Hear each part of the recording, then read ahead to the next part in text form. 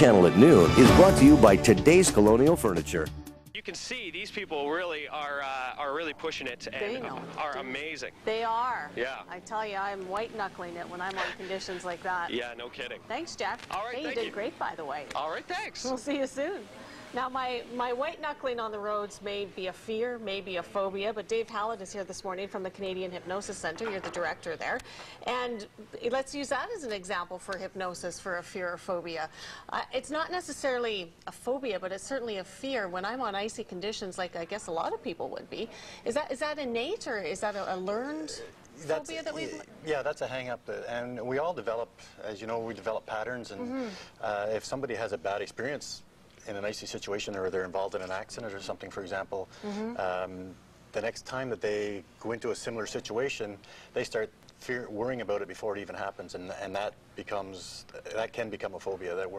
I've actually had some clients where they won't drive on the 417, for example, because they had a bad experience there. Right. And they developed a pattern where now every time they thought about it, they would panic and almost have a panic attack and take other routes. And then after 2 or 3 years of that, they realized that, hey, this is disrupting my life. I need to do something about it, because now it's starting to escalate over into other areas of their lives. So we need to break the pattern, and with hypnotherapy, you can do that quite easily. So it works? Oh, yeah. It works. We do a lot of fear of flying, too, as you can probably imagine. That's a common one, isn't it? Yeah. And people that have been afraid for years, we change their pattern and they go out and fly. I mean, they may have some anxiety, the same as we all have some apprehension, and that's a normal behavior for human beings. So for the most part, when we do have a fear or phobia, it stems from an incident. A bad incident. Usually. What about for folks who've never been on a plane and they just won't go and they'll never do it? Yeah, they've learned that from either their parents or a close friend or somebody else, or just what they've seen in the news. You know, it's a learned behavior as well. I've heard that to be hypnotized, you have to be susceptible to getting hypnotized in the first place. Is that true? Does that make sense to you? Yes and no. Okay. Most people can be hypnotized as long as they have the ability to concentrate for 3 or 4 minutes.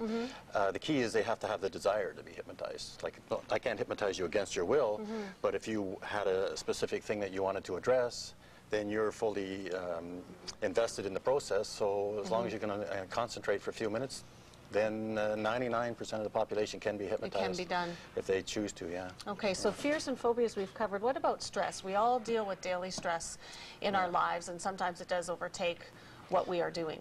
Yeah, stress is a response, an internal response to an external source. So, and we're all, our bodies are designed to fight stress. For example, when you're a teenager and you have that first big date, well, there's some stress, there's some anxiety happening there, and that's a good thing. It helps you to grow. But there are other stresses that continue to cause you to grow beyond your capabilities. For example, nowadays people are working longer hours for less money probably, and other factors in their lives, children, job stress, work stress, all this stuff. So then how does hypnotherapy We can't change your job, but we can change your perception. We can change the way you think about these things so that you feel more calm and relaxed in the situation.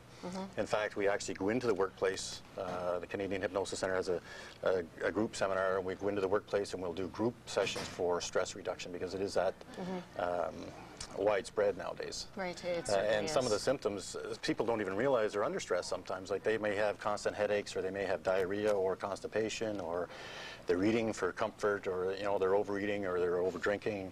All these things are generally symptoms of stress. Stress manifests itself in many different ways, doesn't it? Yeah, for sure, yeah. Okay, well, if you want some more information, you can certainly contact the CanadianHypnosisCentre.com, the website, also a phone number that was on your screen. All the information will also be on our website at achannel.ca. Dave, thank you for your time this morning. Oh, my pleasure, thank you. We'll see you again. Okay. Stay with A Channel Morning, a news update coming your way right after this.